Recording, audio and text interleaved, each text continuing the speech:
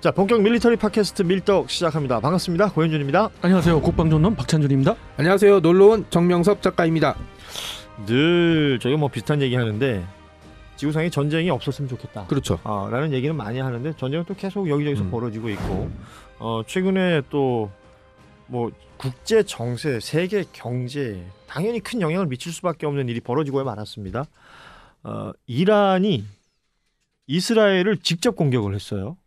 참 이게 전례가 없었죠. 네. 그러니까 전례가 없는 네. 일이. 왜냐하면 이게 보통은 전쟁이라는 게 인접 국가, 국경을 맞대고 있는 국가들 그렇죠. 간에 네. 벌어지는 경우들이 많은데 이 두 국가는 사실 접경을 하고 있는 국가는 아니잖아요. 그렇습니다. 그러니까 이스라엘이 이란 공격에 직접적으로 공격을 당한 거는 처음 있는 걸로 알고 있어요. 그러니까 두 국가, 그러니까 이스라엘이 훨씬 뒤에 생겼으니까 국가가 생긴 이후에 뭐 갈등 상황들은 있었으나 이게 직접적인 공격이 펼쳐진 게 처음인데 그러다 보니까 이게 뭐 전 세계 이 뉴스가 타전이 되고 그 이후에 특히 세계 경제에 있어서 굉장히 큰 타격들이 지금 벌어지고 있는데 이 일이 어디서부터 어떻게 시작돼서 진행됐는지 한번 정리를 해볼까요? 일단 시작은 하마스와 이스라엘의 전쟁이었죠. 정확히는 그렇죠. 하마스의 기습이었죠.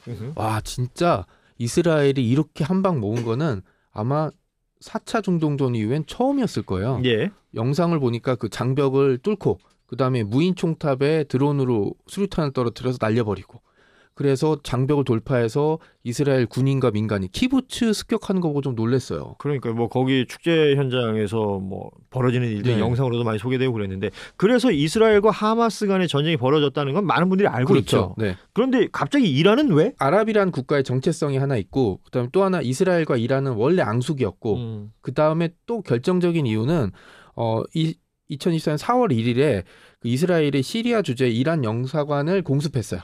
이스라엘이 공습을 했죠. 네, 예. 영사관이나 공사관은 그 국가의 대표적인 시설이고 그 국가의 영토로 인정되기 때문에 설사 그 나라에 있다 그래도 함부로 진입하면 안 돼. 얼마 전에 그 에콰도르인가 거기서 멕시코 대사관 들어가서 누구를 체포한다고 망명한 부통 체포한다고 해서 멕시코가 뒤집어진 적이 있거든요. 국제법으로도 엄청 문제였었어요. 이건 국가적 분쟁이 될 수 있는데 시리아 대사관 옆에 시리아에 있는 주 이란 대사관 옆에 있는 총영사관이 박살이 났어요. 네.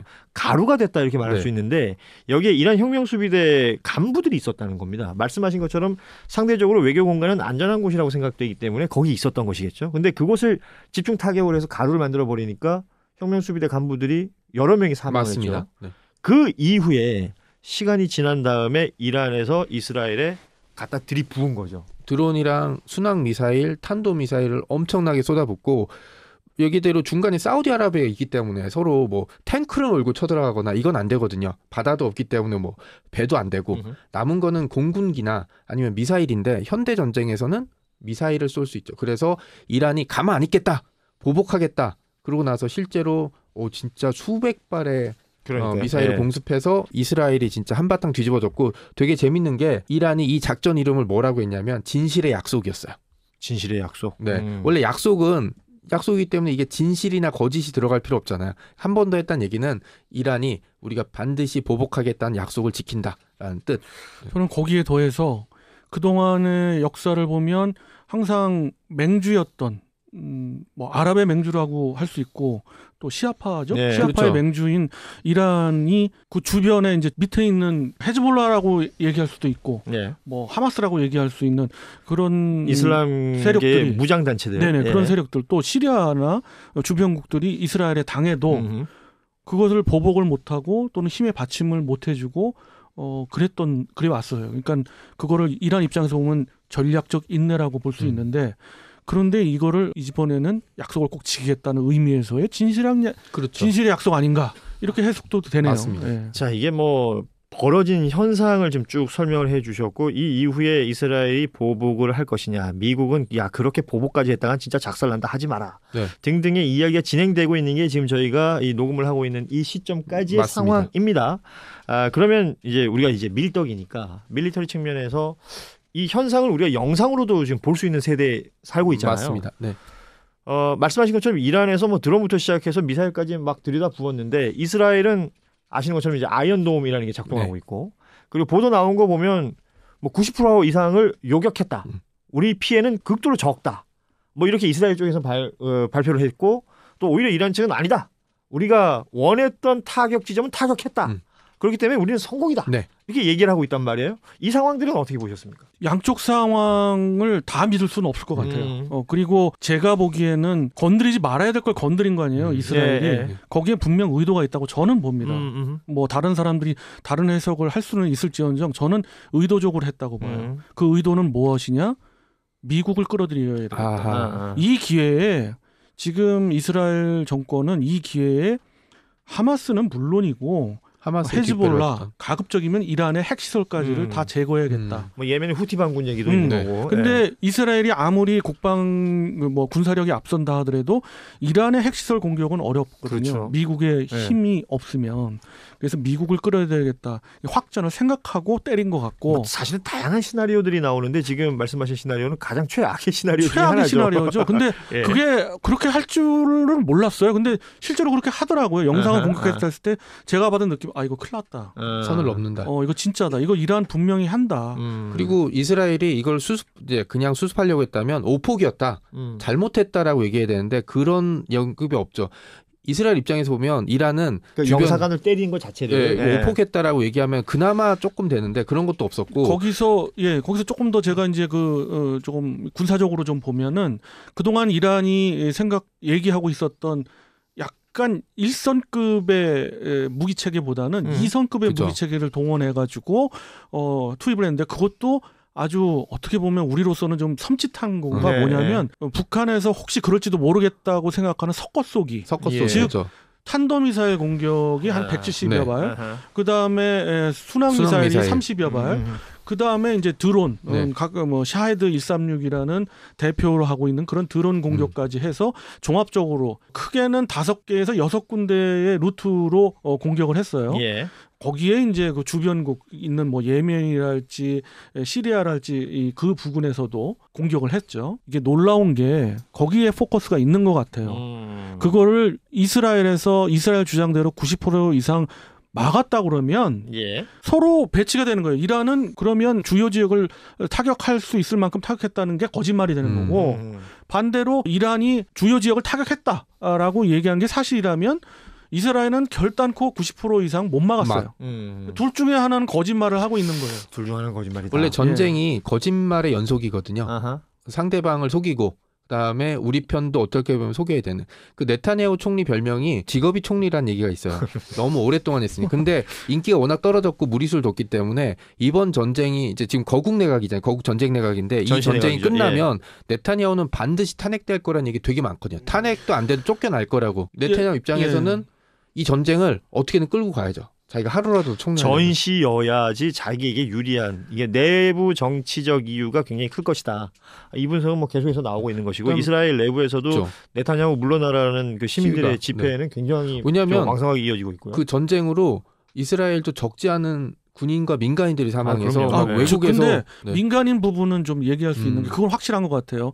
이란의 얘기가 맞는 것 같은 게 민간 시설이나 민간인 공격을 목표로 하지 않았다. 그래서 결과론적으로도 민간인 피해는 별로 없었어요. 그러니까 뭐 어린이가 한 명 다쳤다 뭐 이 얘기는 그 정도 수준인 거예요. 그러니까 대부분 보면은 중남부 지역에 아주 이스라엘에서 진짜 애지중지하는 공군기지가 있어요. 이스라엘의 14개 핵심. 공군기지 중에서도 핵심인데 거기에는 특수부대도 주둔해 있고 그다음에 가장 중요한 F-35A가 거기에서 운영되고 있어요. 그 기지를 타격을 했을 때 이스라엘 쪽에서는 뭐 일부 정도 손상이다라고 하는데 그게 이제 결론은 알 수 없고 또 이스라엘이 그걸 의식해서인지는 모르지만 그 즉시 바로 F-35에 이륙과 착륙하는 장면을 일부러 보여줘요.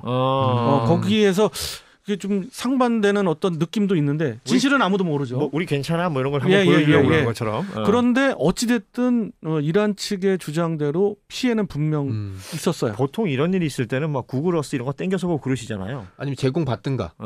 제공받는 건 아니고요. 구글어스를 땡겼는데 안 나와요. 안 나와서 제가 확인을 못했고 경납고나 구글어스를 땡겼다는 게 웃긴 거 아니야? 그죠. 네. 당연히 보죠. 저는 뭐 전 세계의 공군기지를 다 주요 공군기지를 보는 것 평소에도 보는 게 아주 취미고 그런데 재밌어요 그게? 재밌어요. 너무 재밌어요. 그리고 심지어 공군기지 찾는 것도 되게 중요해요. 아무리 땡겨도 공군기지를 그렇죠. 처음에 찾을 때는 되게 어려워요. 초보자분들은. 네네. 근데 어느 정도 한번 찾기 시작하잖아요. 되게 재밌어. 이야기가 다 산으로 가는데 아무튼 피곤한데 갑자기. 그런데 여기서 제가 하나의 조건을 하나 말씀드리면 만약에 이란 말대로 주요 기지를 타격하는데 성공했다 그러면 절대 이성급을 동원 안 했어요. 자신 있으면. 초음속 이상의 탄도미사일이나 순항미사일을 발사하지 않고서는 타격하기 어려워요. 그러니까 네. 거기를 때렸다라는 말에 있어서 굉장히 좀 포인트를 삼아야 될 부분이 맞습니다. 있겠군요. 맞습니다. 그래서 그 어느 무기를 사용했느냐의 진실을 아는 것이 중요하고 심지어 초음속 미사일을 갖고 있어요. 이란은. 그런데 여기서 그렇게 생각하는 키포인트는 뭐냐? 미국 입장을 보면 알아요. 미국은 절대로 확전되면 안 돼. 난리 나죠. 그래서 내가 이런 거예요. 이스라엘한테 야 너네 절대 이거 공격하면 안 돼. 대신 정말 마지노선인데 요번에 혹시나 이란이 보복했을 때 그것만큼은 도와줄게. 그렇지. 바이든의 메시지도 딱 그 사이즈잖아요. 네, 그랬어요. 그래서 만약 그렇게 미국이 도와줬다면 90% 이상 요격은 했을 거예요. 저는 그렇게 추정합니다. 그랬을 가능성이 좀 더 많아요. 좀 더 많은데 그럼에도 불구하고 이란은 그렇게 아니라고 얘기를 할 수밖에 없는 거고요. 여기서 키포인트는 그렇게 해서 90% 이상 막아줬는데도 이 이스라엘의 목표는 그게 아니잖아요. 100%죠. 확전을 목표로 하고 미국을 끌어들여야 그렇죠. 되잖아요. 그래서 공격을 할 것 같아요. 보복을.